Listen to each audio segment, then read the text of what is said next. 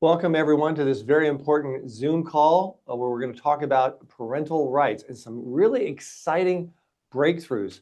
In fact, I want to tell you just right up front, one of the reasons we're doing this is because we have seen more positive breakthroughs for parental rights this last year than at any time of my practice of law, which is quite a while, like over 30 years.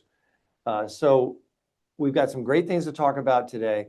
It's going to be very encouraging, very empowering. If you want to, listen to something really pessimistic, and this is not the place. You're not going to hear it today. We've got a lot of really positive things. Yeah, there's been some challenges. We're going to talk about that, but even then, we're going to talk about some really fantastic ways of addressing those challenges moving forward. So I want to encourage you right up front. I think you're going to be happier after the show than maybe you were when you first got on Zoom. So first, I want to talk about our church kiosk initiatives. We have a lot of resources, and I love to guest preach, as you guys know.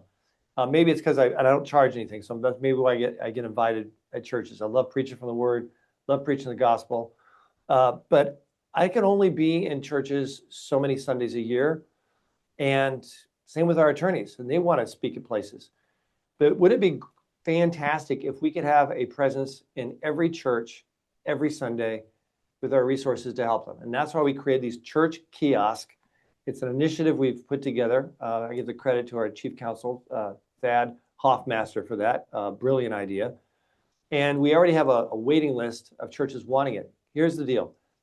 It provides information. This kiosk, it's easy. The church lobby can be in a big church, can be in a small church. It's not huge. Kiosk right against the wall.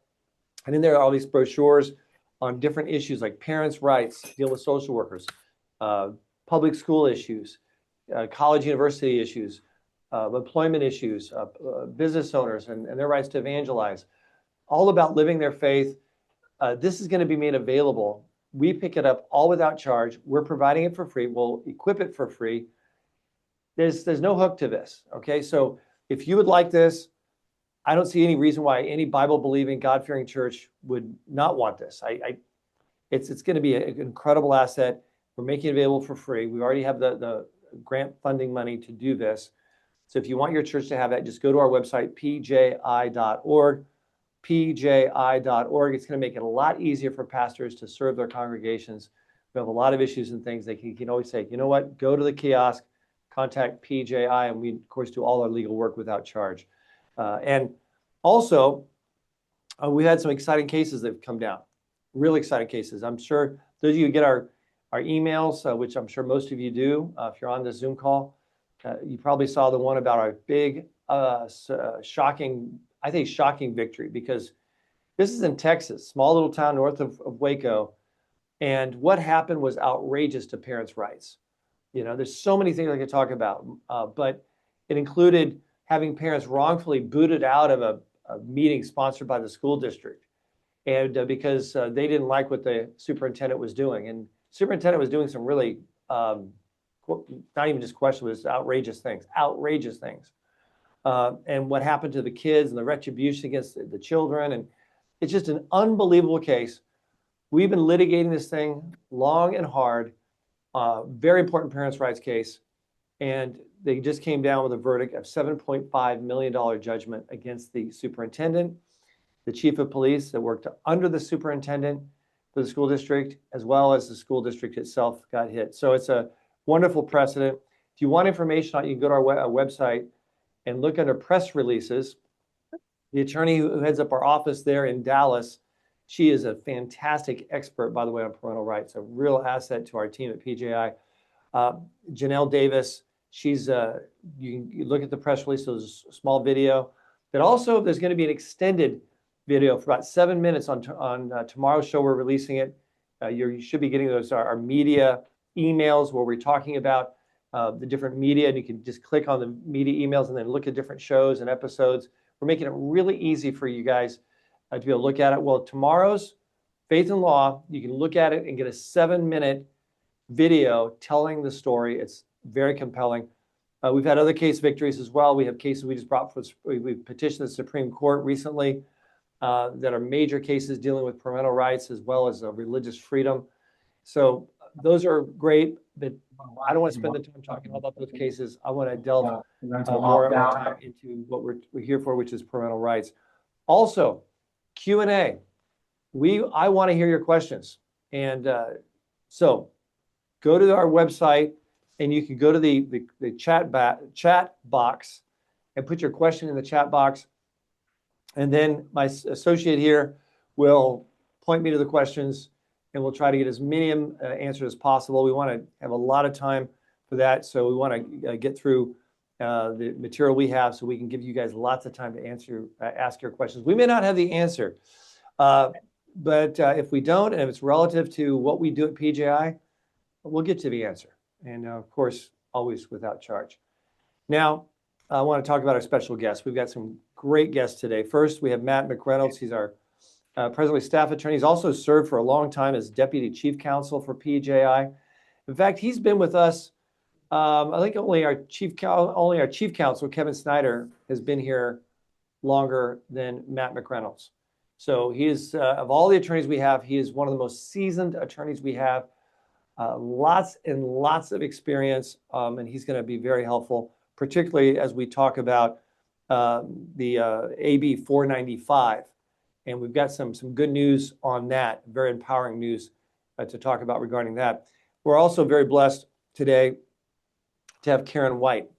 She's our staff attorney for New Jersey. And by the way, Matt's in California, but he's one of our attorneys for California. Karen's in New Jersey. Folks, she is a former school district attorney. She's also very active in dealing with parental rights for PJI in the states of New Jersey and Pennsylvania. And she's also someone who's actually even served on a school board before, if I'm not mistaken. So she's got a lot of background, a lot of keen expertise. It's going to be very helpful as we look through some of these issues as it relates to public schools. And then Peter Mord, he's a pastor of a church in Palmdale, just growing like crazy. He's also on staff at PJI, and he's the head of our Church Finds Its Voice for PJI. And it's something we're participating in, and also call it the Church Engagement Division of PJI. So back to Peter right now, I'd like you to open us up in prayer. So if you could do that, that would be great. Absolutely. Let's pray. Lord, thank you so much for Pacific Justice. Thank you for how they're serving churches and parents and Lord, just concerned citizens. And thank you for everyone who has joined in today. Lord, we pray for this discussion. We pray for the attorneys that are giving us wisdom and insight. I pray that you'd help all of us, Lord, to take seriously our responsibility to move forward and to do what God is calling us to do. We pray that you'd bless our conversation in Jesus' name. Amen. Amen. So, Peter, tell us what's going on with Church Finds Its Voice. I know people are going to be real encouraged to hear all that you've been doing. It's pretty incredible.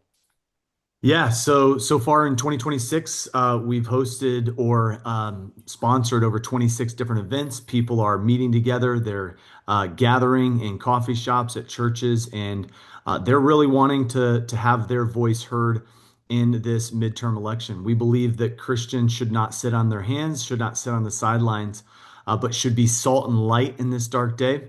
And I'm really excited today because our president, Donald J. Trump, came out and said at the National Prayer Breakfast that he is going to be rededicating our nation as a Christian nation to the Lord, to Jesus Christ, our Lord.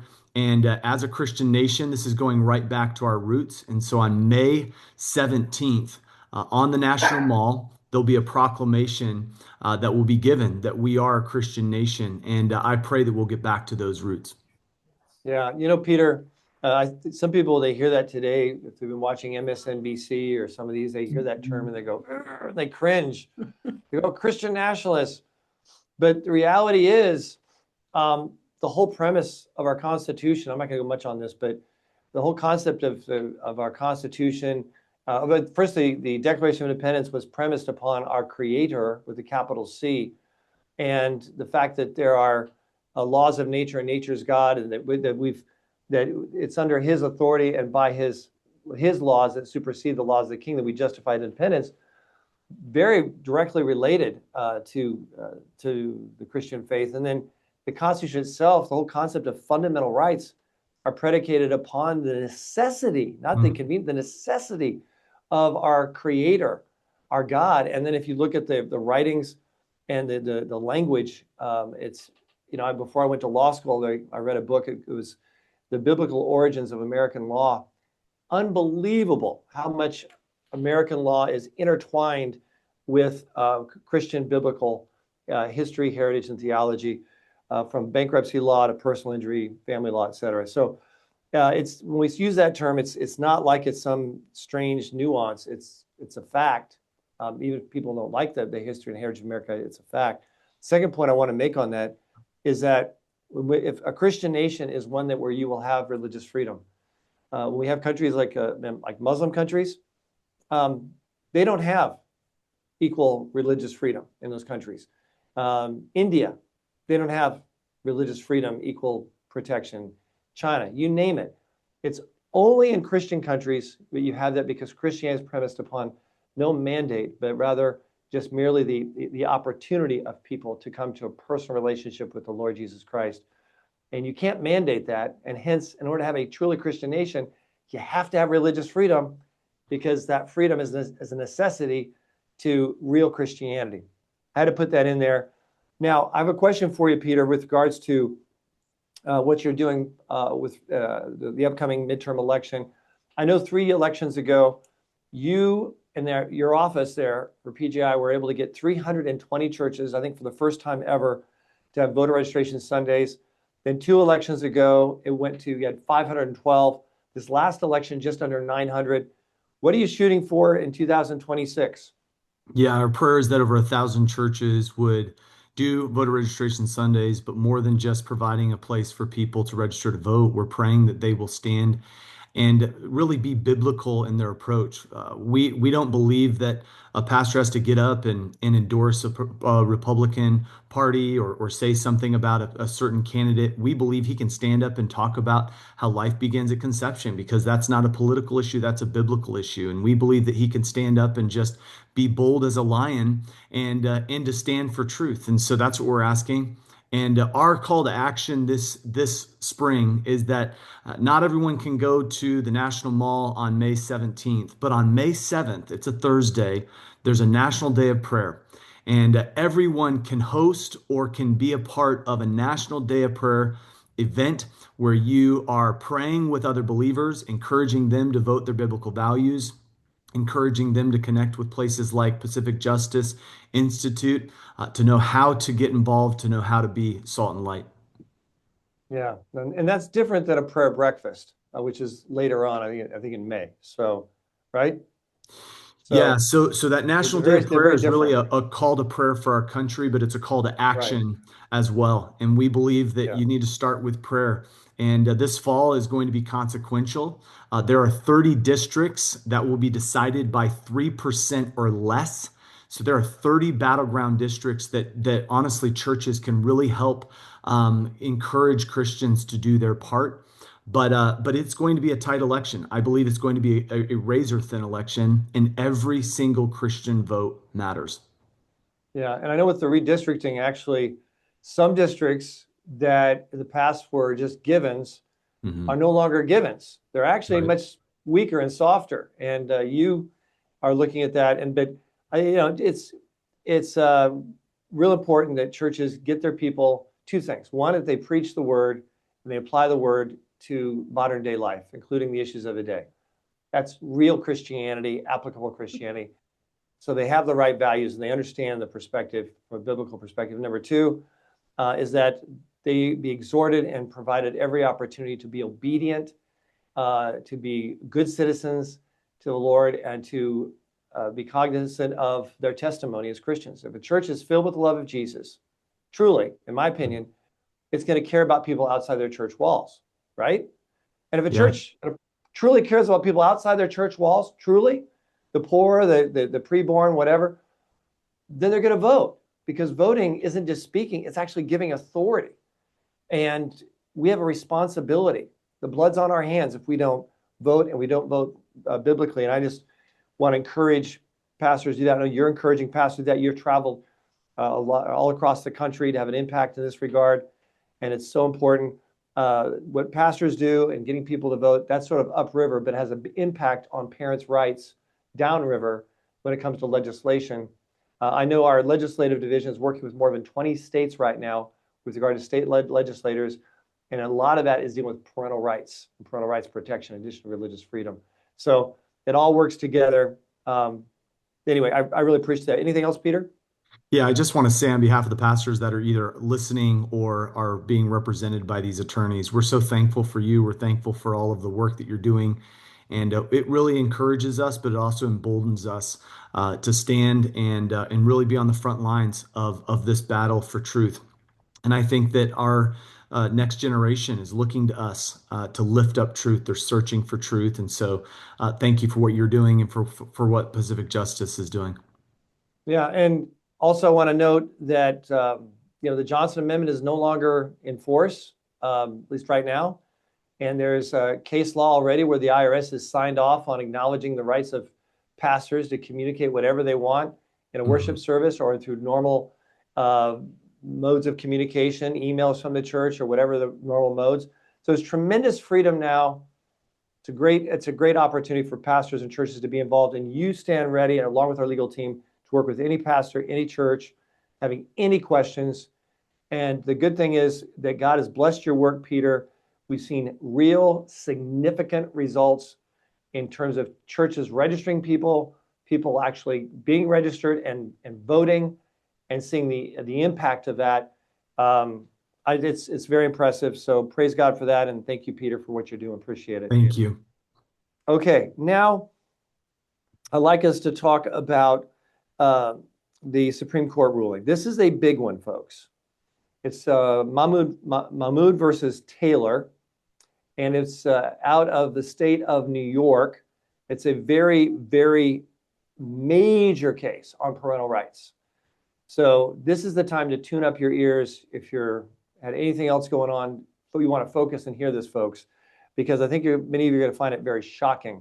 And in terms of its depth and breadth with regards to parents' rights who have children in public schools. We're talking some other parental rights issues after this, but this is a huge breakthrough. So I'd like to bring on our expert on public education, public schools or government schools, Karen White. I said government schools because some people say they're not public, they're government schools. Like, okay, so I want to make sure I got that one right. So Karen, are you with us? Hi, Brad. How are you? Good to be here. Oh, doing just great. So what did they rule on this case involving opting out, parents' rights to opt out of controversial materials that violate their religious belief? What happened in this case? Well, it was actually a case out of Maryland, Montgomery County, Maryland, and the parents I said New York. Sorry about that. Yeah, that's okay. Maryland, right? It's okay. The parents in Maryland, a wide variety of parents of different faith backgrounds, all sued the school when the school decided to remove its opt-out policy, and the court said that the school could not do that. Two things schools have to do: they have to give notice, and they have to give you the opportunity to opt out. And the school said that when there was, in this case, it was LGBTQ themed instruction. And the court said that it violated the parents' First Amendment's rights to exercise their religion and their right to control the upbringing of their children. And so as a result of Mahmoud v. Taylor, if you have a child in public school or government school, it's important for you to let the school know at the beginning of each school year exactly what you do not want your child to be exposed to in school curriculum, and any items or areas or themes, assemblies, programs, anything that offends your religious beliefs. It's important that you put the school on notice at the beginning of the school year, or if you realize it mid-school year, you can do it then. But it's important that you take the steps, and PJI does have letters, proposed letters, sample letters for each of the states to use in letting the schools know exactly where the parents stand. Yeah. So I think the average person hearing this is probably saying, wait a minute, take two, like what now? I can't believe what I just heard. So let's digest this a little bit. First, in terms of the subject matter, it's not just dealing with sex education or or sexual controversial material like LGBTQ or gender identity.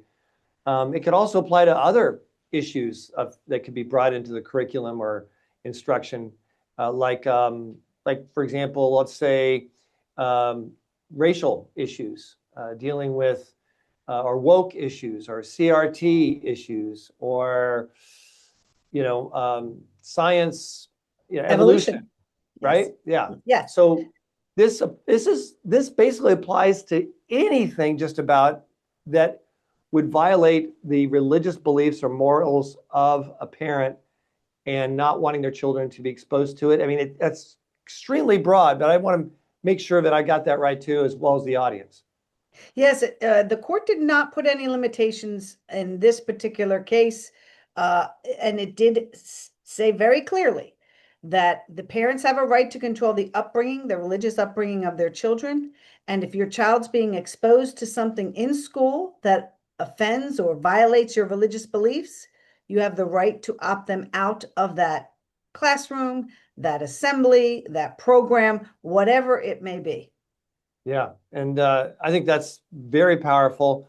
Now, I remember in the case, the attorney for the other side before the Supreme Court, one of their arguments was that, well, the school district has this material interwoven so much. I mean, it'd just be a huge burden. They have to re-examine everything we're doing on the curriculum, and it's just, it's in math word problems, it's just everything. And Justice Alito said, so let me see if I get this right. So you're saying that the fact that you are violating the beliefs of parents so much that you should be entitled to continue to violate them because the breadth of your stepping on the religious beliefs of parents is so massive that you should therefore be allowed to do it because it's such a burden for you to unwind. He goes, I think basically paraphrase. He basically says, it seems like the appropriate thing would be for actually you, the school district, to re-examine your curriculum so that it's sensitive to the parents, the community. And that seems to be the more actual plausible response and answer. So I think it's very powerful and it's very broad. Now, as far as, let's give it some examples. Let's say there's a history class and they want to insert, like many blue states, and actually a lot of red states too, school districts have textbooks where they're going out of their way to talk about supposedly LGBTQ people in history. They'll say this president or this person or that Alexander the Great or whatever. If parents say, no, I don't want my child exposed to any discussions regarding that subject matter, gay, lesbian, et cetera, that would be an example where they would need to either modify the history curriculum or allow that child to opt out and not punish the child for being opted out, right? Well, they do have to give notice to the parents when this is going to occur. Mahmoud said very clearly that the school needs to provide the parents notice as to when these themes are going to be taught. There is some distinction in the court case about age. So I don't want to say 100% a senior in high school has the same protections as a first grader. But the court was very clear that young children are very impressionable and that what they were doing in Maryland was pressuring these students to conform or believe or accept views that were contrary to the religious views of the parents. And so, yes, Brad, if there is something in the curriculum and you've put the school on notice that you want your child out of it, then they have to give you the opportunity to opt out of it. And they have to give them an alternate lesson. So they can't just put the child in the hallway sitting by themselves. They have to give the child something to do as an alternate lesson. Yeah, another example is a math word problem. So Joe and his lover Steve went to the grocery store. They bought 5 apples, 4 oranges, and how many total pieces of fruit do they have? Parents could say, no, I'm opting out of that. I don't want my child to be reading word problems that are propaganda for promoting a social agenda that violates my faith. That's another example, right? Yes, it is. And well, I will say, and I will give a shout out because I do see some familiar faces from New Jersey here on our Zoom, which I'm always happy to see. Some of the people that we work with very closely on the daily basis fighting this fight in New Jersey, which is similar to California. And Mr. Quinlan did just mention in the chat an important aspect here in New Jersey is we have a statute that mandates the LGBTQ curriculum be infused within the state. And what will be interesting to see is, that's ripe for a constitutional challenge, in my view. And I've said before that, we need warriors to stand up in New Jersey, particularly to fight things, particularly like this statute. But Yeah. So it's this is going to important. be applicable not just to Maryland. Correct. This is a precedent that's going to be applicable to every public school across the nation. Once again, we have the age factor. We're not sure how it's going to play out. I believe if a school district is smart, they won't be the case that distinguishes one age for another, and they may lose and end up paying a lot of money out to the other side. So I think parents should exercise this rule. The opt-out forms, I believe we have for almost, or if not all, 50 states that they can access. What should parents do right now, Karen, who want to, they hear this and go, wow, I did not know this. I want everyone in my church to know about it. What do they do? What's the action they take now? Well, in certain states, they don't have a form to fill out. In New Jersey, we don't have a particular form. An email to your school principal should suffice. You might get a little pushback on tell me more about exactly what you're opposed to, what do you want to be opted out from, and that's where PJI can help. I'm here to help the parents that need help, formulating the language for that. So if your state doesn't have a form by law, an email to the principal is the first way to start. To promote this idea across your state, you should go to your school board meetings. You should know what your school is teaching your children. You should review the curriculum. You should take your responsibility as a parent very seriously and know exactly what your child is learning every day. I say that knowing how hard it is because we're all busy and we all have jobs and it's very, very difficult. But it is crucial in our world today that if your child attends public school and you're not knee deep in what they're learning, you're exposing your child to some very dangerous ideas. Definitely. We also have a free book to download called Reclaim Your School. My wife and I wrote it. We have a chapter what parents can do, students can do, but also a chapter for school board members. People might want to take a look at that. I think it's about 25, 30 proposals, model policies. You might want to take a look at that and say, this is one I think I'm going to work with the school board member and see if we can get that adopted in my school board. So there's a lot of great things we have to make available. And I want to let you know that everyone on this call, we have, I think it's true, we're going to be sending them the direct link to the opt-out forms. We want to reward you for being on the program, for being on the Zoom call. And I want to ask you to send that out and forward that link to as many people as you can. Number one, we just want to help people. But number two, the more people that exercise this right, the more pressure there's going to be on school districts to change. It's to have to accommodate one student, maybe that's not too much work. But if they have to accommodate a fourth, half of the students, they're going to say, okay, we just need to change the curriculum.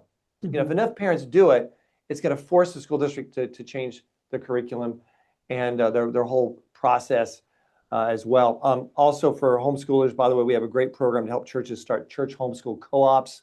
That's my heart's desire. We've helped a lot of churches do this, and it's exciting to see the wonderful progress in that regard. So feel free to take advantage of that as well moving forward. Karen, anything else you'd like to say before we move on? No, just to tag on what you just said, Brad, and the importance of actually submitting the opt-out form. We have an agitator here in New Jersey who actually submitted what we call open public records request to find out exactly how many parents in each district were requesting to be opted out, to use it exactly for that argument. Do you see? There's so few that do it. The majority of parents here love our curriculum. And so it's important that you remind parents who may be a little apathetic and think, it's okay, my kid's fine. Submit the form.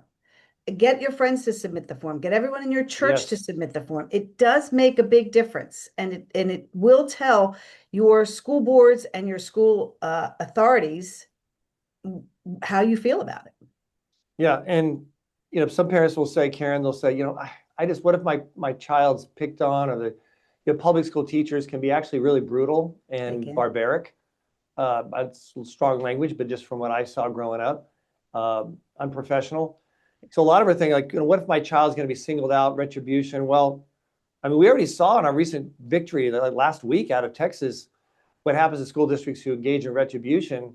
Probably was part of the case. That was a $7.5 million judgment, and that went to the parents and to the kids. It impacted, right? So, and Well, we Brett, stand ready I to. will just, I But don't mean to interrupt you, but I will say that one of the things that you can do is, that when you word the letter to your principal, it doesn't have to be aggressive or argumentative. It can just simply be, this is what I believe, and this is what I want for my child. And I think sometimes we take a defensive stance that isn't necessary. If you have right, a good relationship with your principal, if you have a good school that you love, and you think, well, I don't want to rock the boat, things are pretty good at my school, writing a very nice email, just expressing your religious beliefs and say, they're my beliefs and this is my child, is sometimes a better way to go at it than an angry, aggressive, more type of email. Like, I don't let my child know this stuff and I want my rights protected.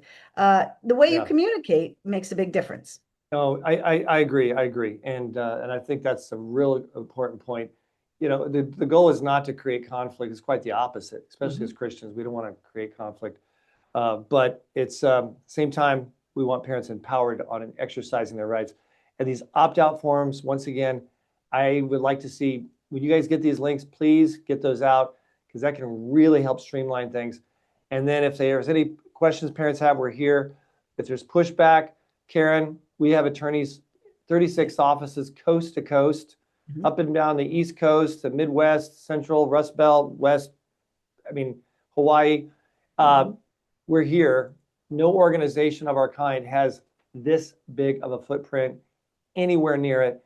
And it's because one thing that makes us so unique is to make sure that everyone gets help to the best of our ability, not just to cherry pick high profile cases. We have high profile cases headed to Supreme Court, I believe, but a number of them actually.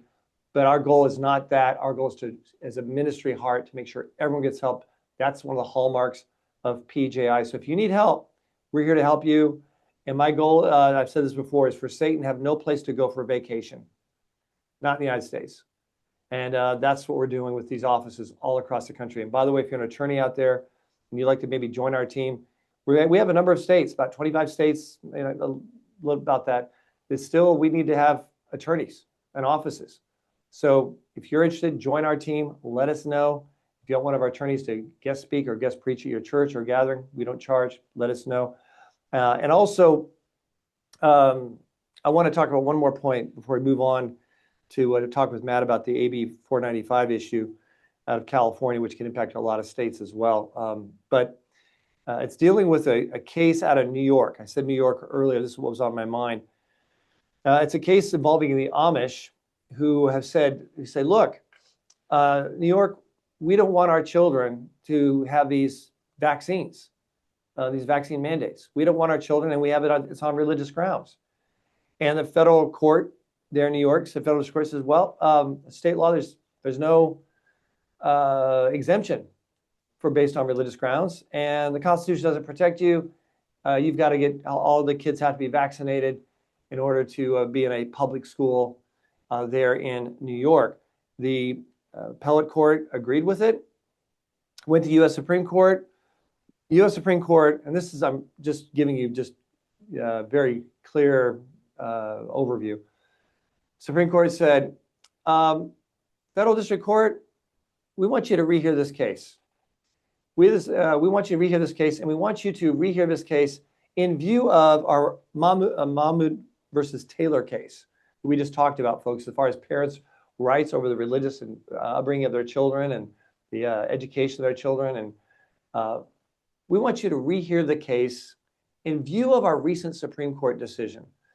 Now, I will tell you, there's no guarantee that the Supreme Court is going to rule that parents on religious grounds have a constitutional right to opt out of vaccine mandates for their children to be in public school or any other, say, public government event qualifying with a vaccine. It's not a guarantee, okay? So I'm not saying this is, thus saith Lord, this is what's going to happen. But I will say this, in looking at case law history, more of a 9 out of 10 of the times, well more than 9 out of 10 times, whenever the Supreme Court says, District Court, we want you to rehear the case in view of our recent decision on an issue very similar to this, not more than 9 out of 10 of the times, the Supreme Court is going to reverse it. And it's going to basically request that federal district court to reverse their decision. And if that is the case law that we see, what I see on the horizon, as more likely than not, is going to be something along the lines of respecting parents' rights to say no to vaccine mandates for their children, at least mandates by the government. Is it guaranteed? No, but I think there's a good chance. Matt McReynolds, I want to bring you on right now. What's your take on this? Is this I know I'm being optimistic, but what's your take on this and moving forward? And what should parents do if they're in a situation where, say, the school district is still saying your child has to get all the vax, has to get the COVID, there's no religious exemption approved by our state. What would you, what's your opinion? Do you think there's some strong hope here because of this recent action by the Supreme Court? A couple things, Brad. First of all, there's definitely reason for optimism. As you mentioned, anytime the Supreme Court sends a case back down to the lower courts, it's a pretty strong signal and hint that they want them to take a closer look at it. Is that always going to work out the way we want it to? As you indicated, not always, but it's a really hopeful and encouraging sign. Now, in the meantime, litigation is continuing to make its way through the California courts and other courts across the country on this issue, and it's unsettled. The outcome has not yet been determined on vaccines specifically, especially the long-standing childhood vaccines. I mean, there's a distinction between, say, you mentioned COVID vaccines and other vaccines. We were able to fight successfus for COVID vaccines not to be imposed on school children here in California. And so that was a battle that we were able to win when school districts tried to do that here in California. But for some of the other long-standing vaccines, the Tdap, the measles, those kinds of vaccine, buckle up, folks. Stay tuned, because that battle is really just beginning, and it's got new life that it hasn't had in quite a number of decades. Yeah, it's very encouraging. And if you're a parent, by the way, that has a particular situation that's very urgent or involving this issue, please feel free to contact us. We'll look at it and see whether it's a ripe case or controversy, whether or not there's standing, whether or not it's strategically the best to approach from a litigation perspective, or to mitigate it in some other way. So just feel free to give us a call. And no matter what state you're in, all states have different rules on this. Some states have religious exemptions, no problem. In fact, a majority do. But you have others like New York, to partially, like California, for those vaccines that were adopted after 2015. There's not religious exemption protection, but we've seen incredible results. Our attorneys folks work their tails off. One of them is a Cuenta Cuesta, I believe it's a school district in the San Francisco Bay Area that decided that they were just going to unilaterally require all elementary school kids to get the vax for COVID. And our attorneys moved in very quickly and spared and protected all those children from getting a vax that we now know could have serious consequences. I'll just leave it at that. All right. Now I'd like to talk about AB 495. This is a very important piece of legislation. And Matt, what is AB 495? I know it's out of California. This became law. A lot of parents, including a lot of pastors, were very alarmed by it, seemingly threatening the health and safety and potential legitimized, easy kidnapping of children in public schools in particular. What happened with this legislation, AB 495? What is it? Yeah, so just very quickly, Brad, and then we can expand on this. California Assembly Bill 495 moved through the legislature this past year, was signed into law by Governor Gavin Newsom in October. And so it's just now becoming law in California. And there are a few different dates for different parts of it to be implemented, some of them coming up April the 1st, others July the 1st. And so what Assembly Bill 495 authors and sponsors said they were trying to do was protect immigrant families from being torn apart, having kids taken away, and have their parents, when their parents were taken away, having nowhere to go and perhaps ending up in a dangerous situation. And so that's the problem that they said they were addressing. But in the process of doing that, they greatly expanded. Initially, they tried to really expand the number of people who could be authorized to pick up kids, people who could fill out and submit a caregiver's affidavit authorization to their child's school. And that's what raised the alarms here, because, Brad, the degree to which they extended this out to mentors, to people who were not even family members, and people who could submit these things without the parents signing off on them was really, really alarming. And that's why there was so much opposition to it, justifiably so. We were able to get it watered down a bit as it went through the legislature. So the version that was passed was not as dangerous as the first one that was proposed. But we also have a couple of key responses to that we think parents need to take, and we'll get to that in a minute. Yeah. So basically, a stranger can come into a public school, and they could say, "Look, I'm a relative that been living with the family. Maybe it's an older sibling or an aunt or grandparent they allege to be." And they can say, "Hey," with an affidavit that doesn't have to be notarized, they just print it out. Say, "Yeah, and by the way, the parents were taken. They were deported. They were here illegally, and they're deported, or they're behind bars, or there's an accident or something, But they could say, "Look, so I'm here to pick up the kids, Susie and Bobby. Let me have them." The law does not require any ID from this person, this alleged relative. No statement of or assurance of the address of where they're taking the child to. I mean, this is pedophile paradise. This is human trafficking, carnival. I mean, it's unbelievable. And there is some remedies, though. So there's a real problem with this. I know one of the remedies involves the fact that school districts can adopt policies that mitigate this risk. And I believe, Matt, we at Pacific Justice Institute have actually put together those model policies for school districts to adopt, right? We have, Brad. We've identified at least 10 different things that conservative, parent-friendly school boards in California can do to better protect their kids.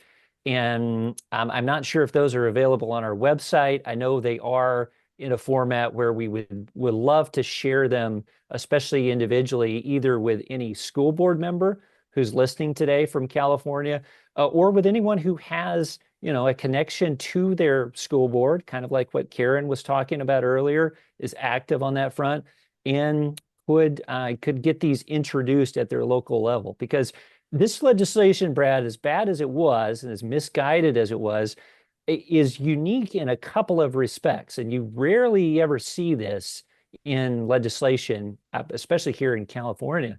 And that is, number one, it actually says that school boards can provide greater protection.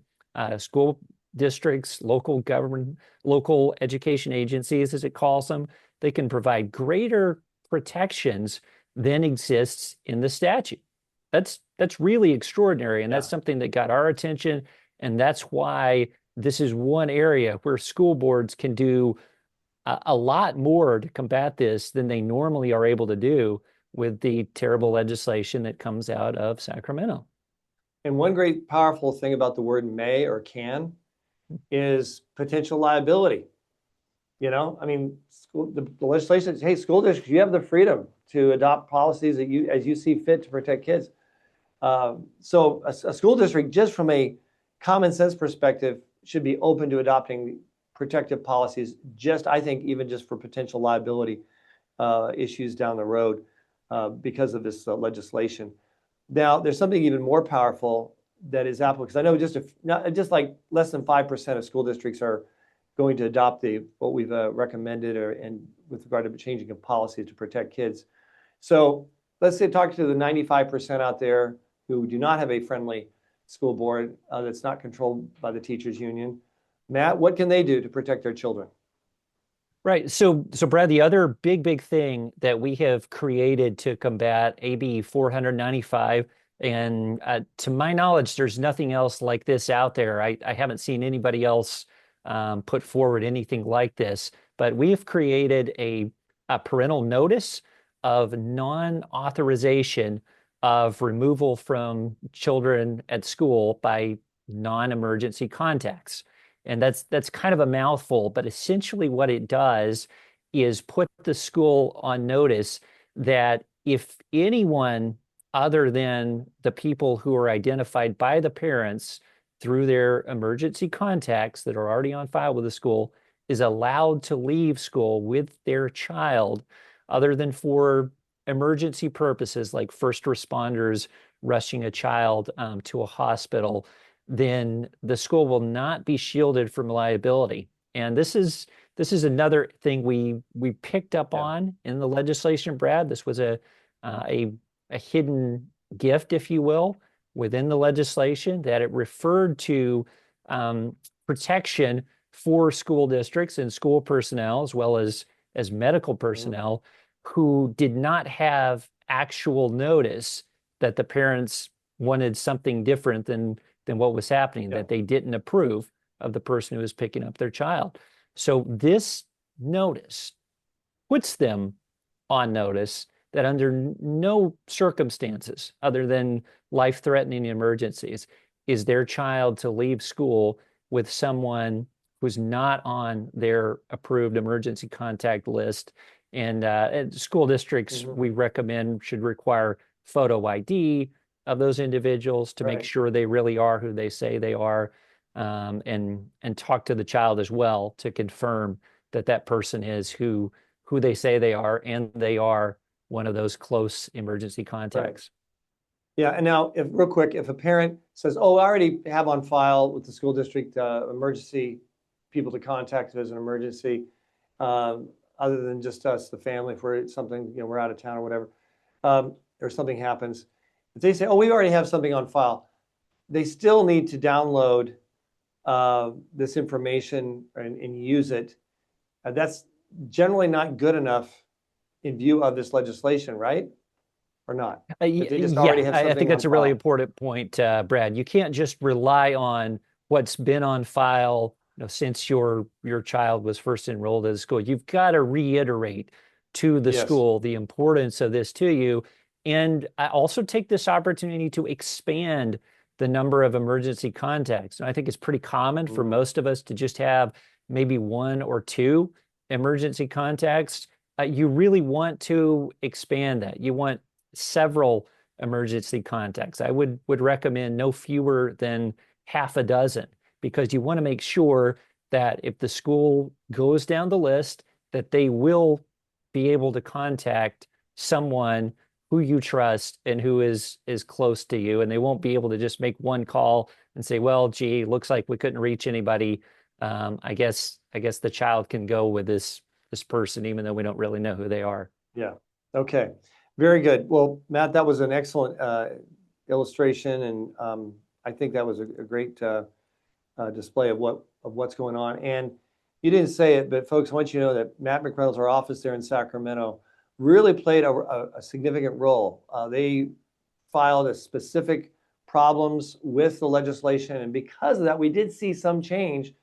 And this is really going to be a huge rescue for those parents out there that want to step up and protect their kids. But well, you know what? Most parents don't know about this. And how are they going to find out? I'll tell you how they're going to find out. They're going to find out by you taking this information and forwarding it on to them. And this is something on our website. Get it out. When you talk to your pastor, your church, or your rabbi, get the information out so that parents know how to protect their kids in this regard. I also want to mention something else right before Q&A. Get ready for, we're going to do some Q&A now. And that is, we have an article dealing with how to protect your children from social workers across the country. It's called 12 Steps to Protect Your Child from CPS, Child Protective Services. It's called different things in different states. It's social workers. Every family, every family should have that, because if they wait for the social worker to call or knock on their door, it's too late. A lot of the instruction is right up front on how to deal with that initial inquiry. Every family should have it. It's without charge. It's a free on our website, pji.org. That's something else I need your help to get out to parents, because they're losing their kids all over the country for outrageous reasons, including things like gender identity. Parents are losing their children for that. And we at PJI have been in the middle of that across the country. This could be a big help. Getting out this information can help save a lot of children from being permanently removed from their family to their own physical and mental and spiritual demise. All right, first question. Why do I need an opt-out form? Shouldn't it be that a parent needs to opt in these agendas? Matt or Karen, what say you?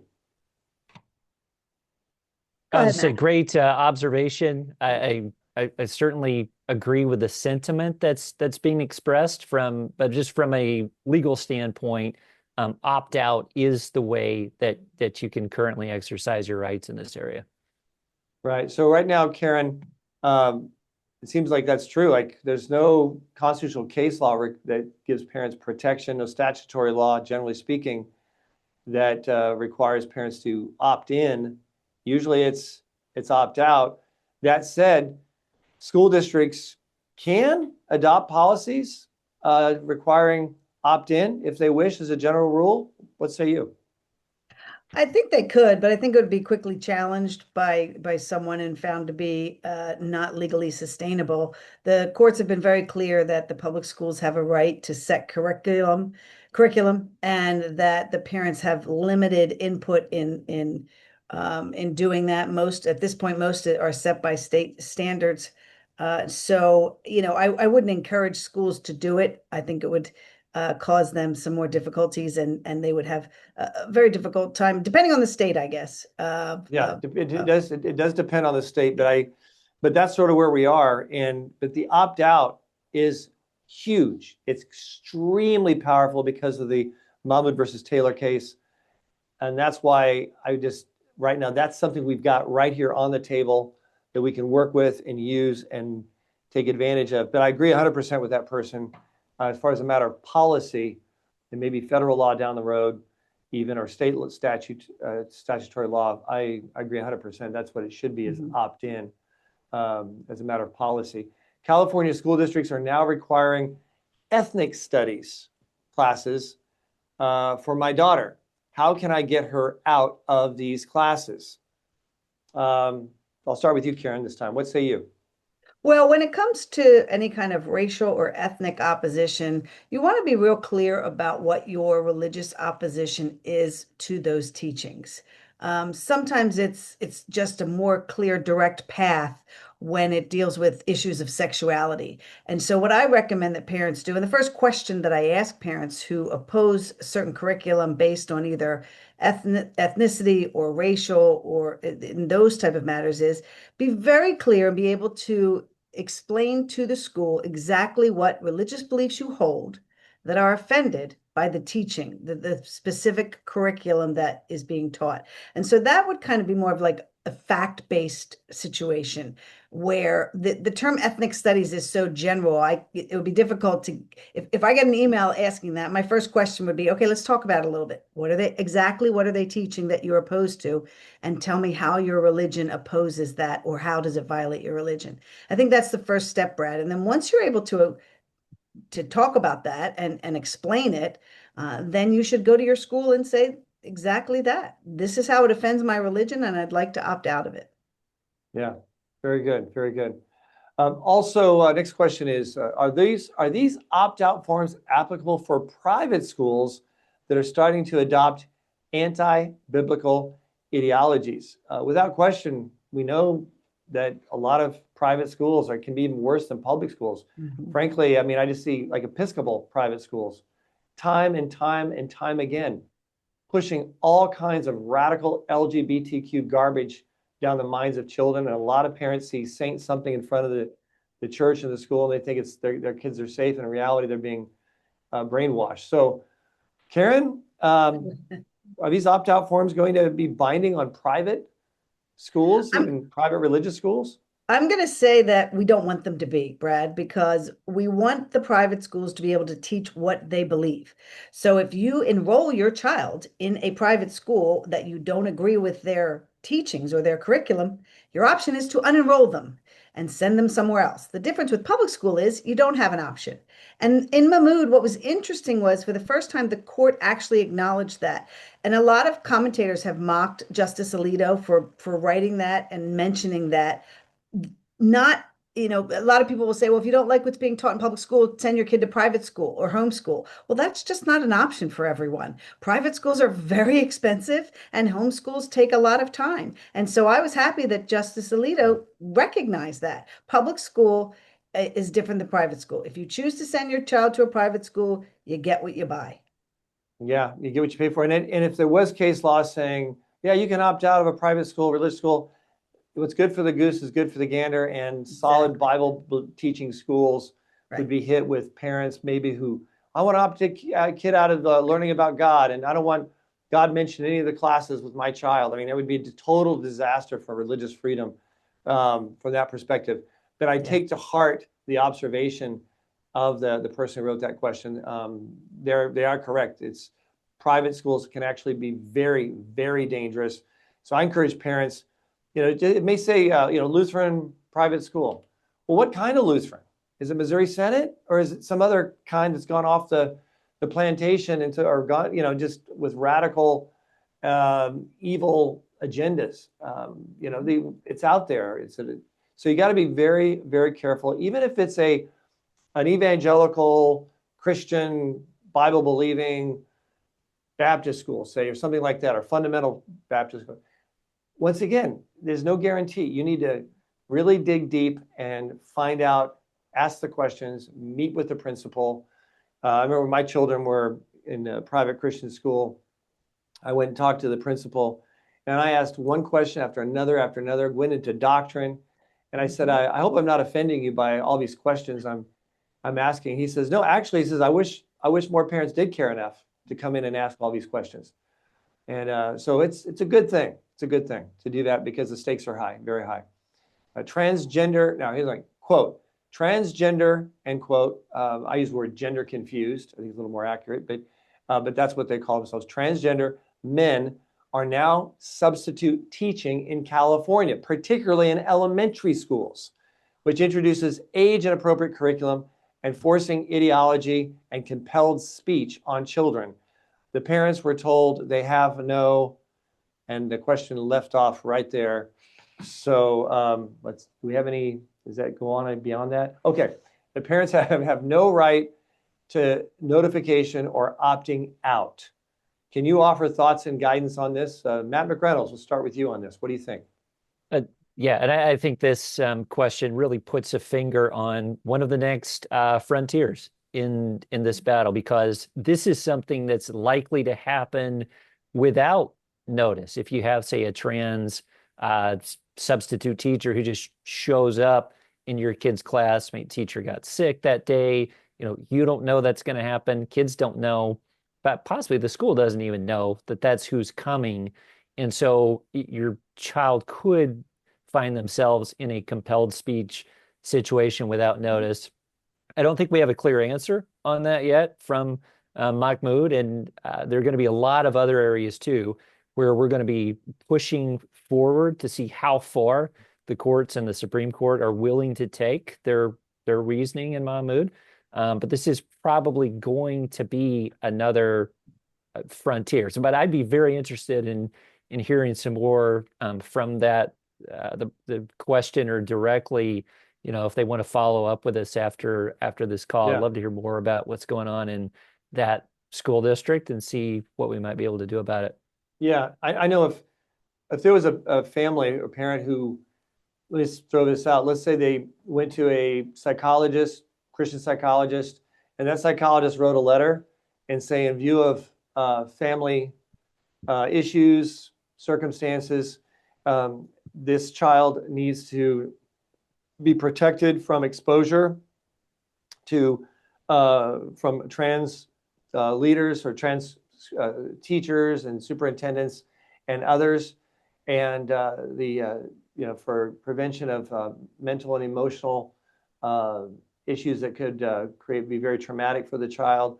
And if they had a letter like that, that adds potentially another level of protection, in that if the school district then didn't take that seriously and have a letter here from a psychologist, and let's say that child comes from a family where they've had a traumatic exposure, let's say that one of the parents went off the deep end or something else, and it's something that's working on the child, arguably that could help firm up your case. But if you have certain particular factors that can come into play, please contact us, let us know. We can maybe work with you on some of those factors to help shore up some of that protection potentially. That's just a thought. Here's the next question. Are there limitations to the opt-out forms? Do these forms protect my children from transgender youth using my kids' restrooms? And do the forms ensure that my kid doesn't have to read certain books? Two separate questions there. Karen, what do you think? Well, as far as the locker room situation or the bathroom situation, Mahmoud did not address that. It was strictly a case that involved programs, assemblies, curriculum, and books that the parents found objectionable to their religion and said that they had a right to opt out of. If you are in a situation where your child is using a locker room that another transgender student is using, that has not been directly addressed by our courts yet, by the United States Supreme Court. If you know of someone who's facing that situation, have them reach out to PJI. Usually we can get involved and help them work with the school district. My experience is the most common reaction is that alternate facilities are being offered. But again, each situation is unique. So if you find that, and again, it goes into the sports programs where we have transgendered individuals playing on sports teams. That's going to be, that's looking good for those of us looking to protect girls in sports.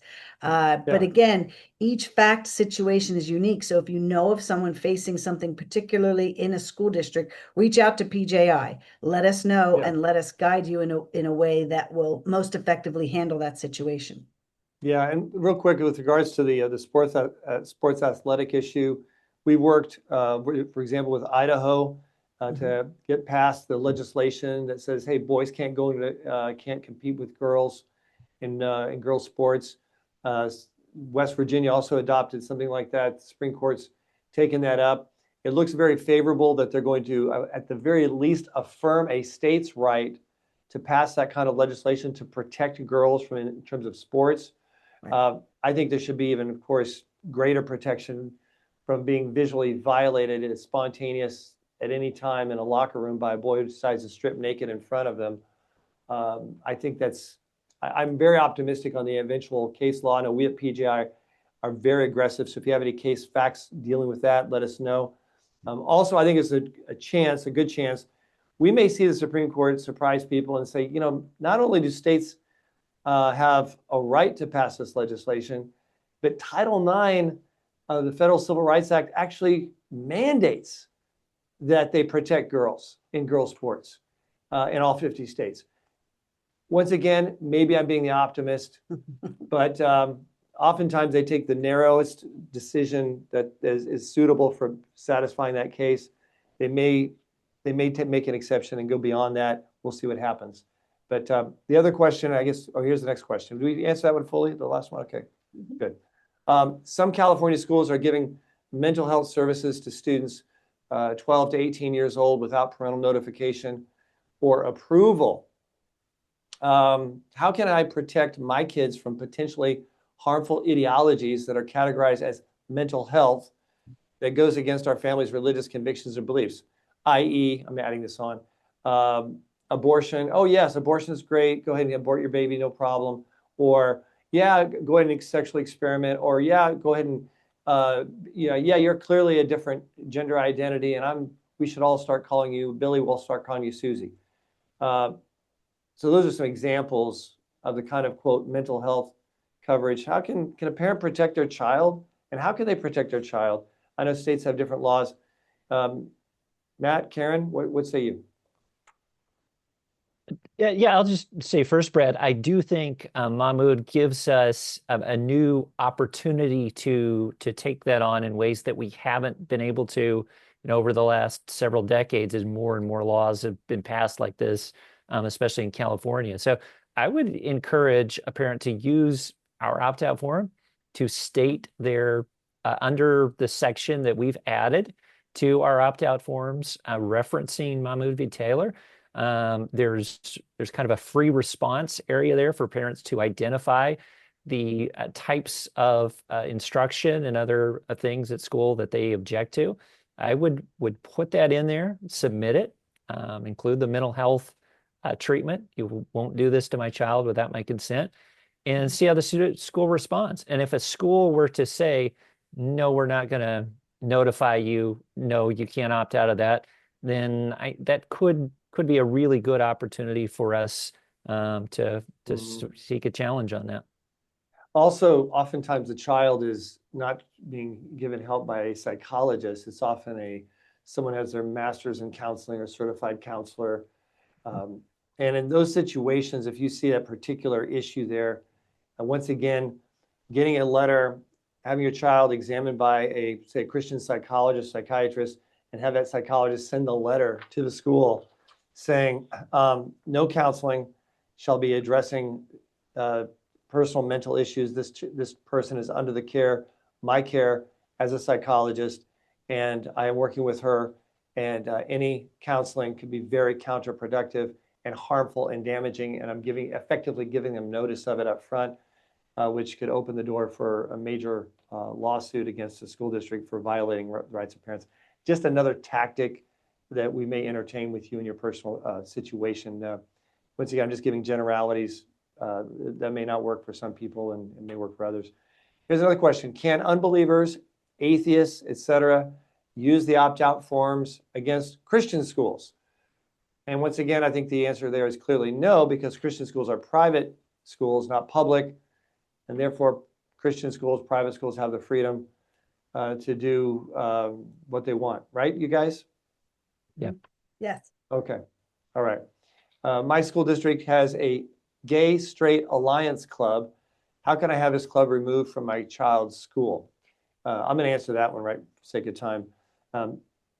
It's very, I'm going to let you actually, Karen, I'm going to let you answer that one. Go ahead. Well, you can't have it removed from the school. You don't have the right to dictate what other children in public school are exposed to. You only have a right to control your own child's upbringing. We can pray for those people. We can, have care and concern for them. But if a parent believes that their child should be exposed to these things, that's the parent's right as well. Right. So there's no real legal basis to prevent a gay straight alliance club. There's also no real legal basis to prevent a Bible study from happening after school. Right. And I think that's the strongest element to take. We also see that, the Satan clubs, quote unquote, they don't really believe in Satan. They're hate clubs. They're anti-Christian hate groups, and they are there to freak out parents, to encourage them to go to school board meetings and say, okay, get rid of all the religious clubs. Get rid of all of them. I mean, that's their strategy. It's a hate group, is really what Satan clubs are. Similarly, these agendas are very often hostile to Christians, but the way we respond to it is proactively. Let's firm up. Let's start a Bible club appropriate to the age group. We're talking about elementary. We work with organizations that do that. Junior high, high school. DecisionPoint.org is a great, I think it's, or maybe .com. But it's Decision Point, wonderful organization. They want to come and do revival rallies, revival outreaches in public school campuses. We help them to get into 23 high schools in the Chicago area. Very hostile area, and our attorney, Soren, did a fantastic job. So I say be proactive with the truth and the gospel. That said, Karen, could a school district, though, possibly adopt a policy that says, hey, you can join any club you want, students and everything, but we do give notice to parents as to which clubs that you are a part of or a member of or a regular or attendee of. Could a school district adopt a policy where they give notice to parents and let them know, here are the clubs that your child has or is attended this year if they wanted? Could they do that? I would think so, Brad. Most of the clubs are held after school, so they're not held within the hours of the school day. So depending on the age of the child, again, obviously the younger children, you're going to hopefully know where your children are after school without having the school to inform you of that.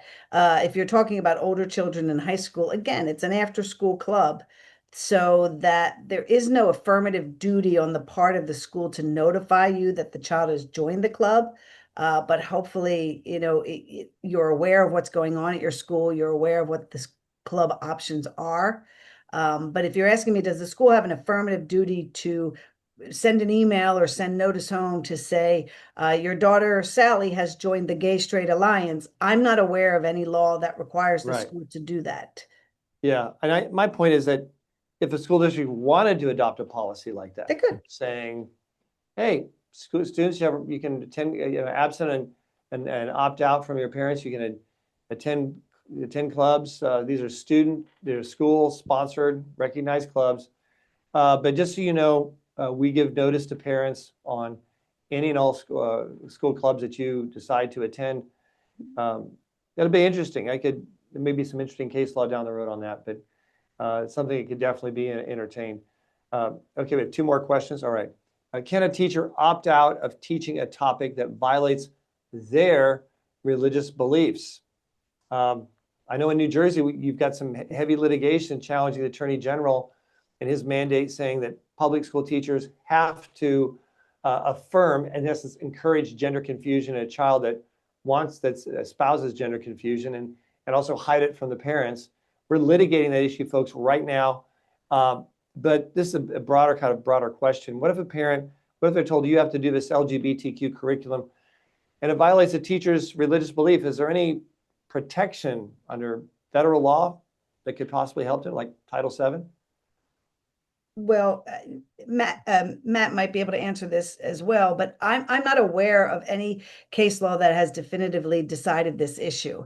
And I think it's one, as Matt was saying, that's coming down the pike, that it will be litigated and courts will have to decide exactly how far and how wide are public school teachers' rights to not violate their religion in the material that they teach. Matt, are you aware? I'm not aware of any definitive case that has decided that particular issue.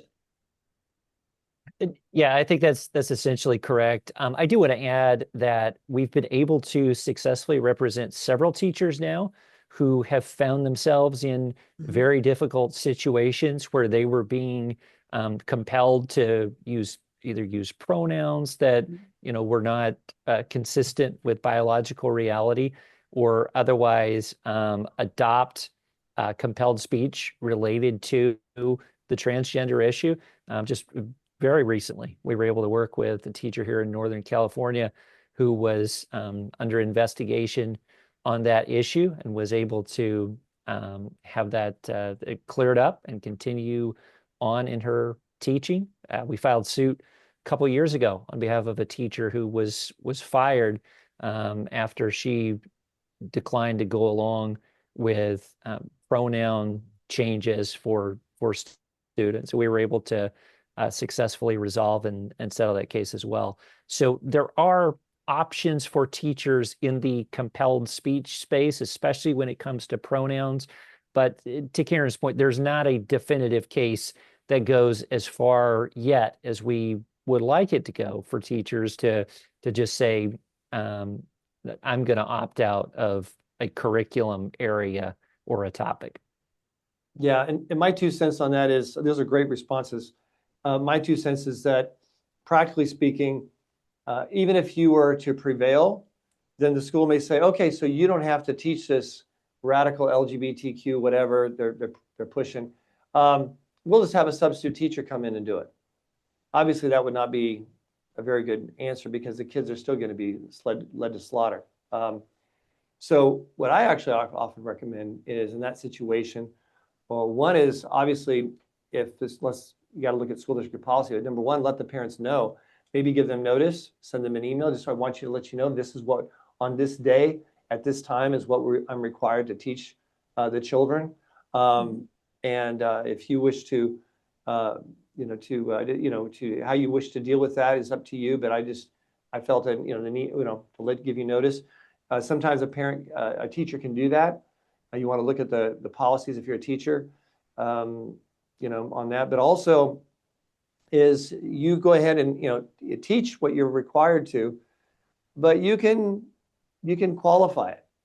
You can qualify it. Like, teachers required to teach evolution, and from a strictly atheist perspective, they can teach, this is what, we're required to teach you about evolution. He said, but you can bring in, but the important questions like, but where did the universe come from? How can you have something out of nothing? I mean, you can ask questions in dealing with encouraging thinking that can allow the students to come up with a potentially different conclusion than what's being forced down them, and that can also apply to other issues. I think the use of questions and promoting critical thought to what you're being required to teach can be very, very effective. And also just acknowledging, so this is a controversial issue. Many people have different beliefs, and we totally respect those beliefs. And and then so there's different ways of qualifying, but opting out completely and then letting a substitute come in, it can be very disastrous. One more question. Does a school board have the ability to override a governor's decision to cancel opt-outs for parents? And they say, is it legal for a governor to cancel opt-out decisions by parents? I'm assuming they're talking about Governor Gavin Newsom here, probably. Just his track record of spitting in the face of parents and parents' rights. So, Matt, what do you think about this? Yeah, I'm not aware of what the basis would be where a governor could take an action like that. And so I'd be interested in kind of more of the background of that question, and if the questioner has a specific situation where they're experiencing something like that, I'd really love to know about it. But as far as the governor, I have not seen our governor, but personally try to cancel opt-outs or do anything like that. Yeah, that's governed by state law that's on the books, and so the governor either decides to sign or veto it, and then it's out of his hands. Yeah, if a school board, I'll say this, if a school board feels that they're somehow being mandated to ignore opt-out forms in view of the Mahmoud versus Taylor case, Mahmoud versus Taylor, I think that school districts should contact us. I think it's a very powerful precedent, and the state of California or whatever state, New York, would be utterly foolish to try to buck that precedent and force a school district to comply with that very important case precedent regarding parents' right to opt out. Very broad decision. So very good. Finally, I just want to let people know out there, be sure and make sure you're getting our press releases. Just go to pji.org. We have great resources like I talked about earlier. Also, just so you know, our Southern California office in Orange County. But just, we're looking for office space. We're looking for office space. We've had All office space has been donated in more than 90% of our offices across the country. We want to maintain that for our office here in Orange County. So if there's someone you know that may have office space for PJI, let us know. We'd be very interested. Could be at a church, could be at whatever, an old supermarket building, whatever it is. We're not picky, but we do need the space. And so if anyone's interested in donating that and benefiting from that from a tax perspective, just contact us. We'd love to talk to our Director of Operations, Thad Hoffmaster in particular, would love to talk to you about that. All right, I want to close in prayer. Father, we thank you and we praise you, Lord God, that you are on the throne. And no matter what the world throws at us, Father, we have your truth, not subjective truth, not truth that was made by man, but objective truth that comes from you, the Creator. Father, we pray that you'll give us all wisdom and discernment as we move forward. Let us not be driven by fear. Lord, you have not given a spirit of fear, but a power, love, and discipline, or a sound mind.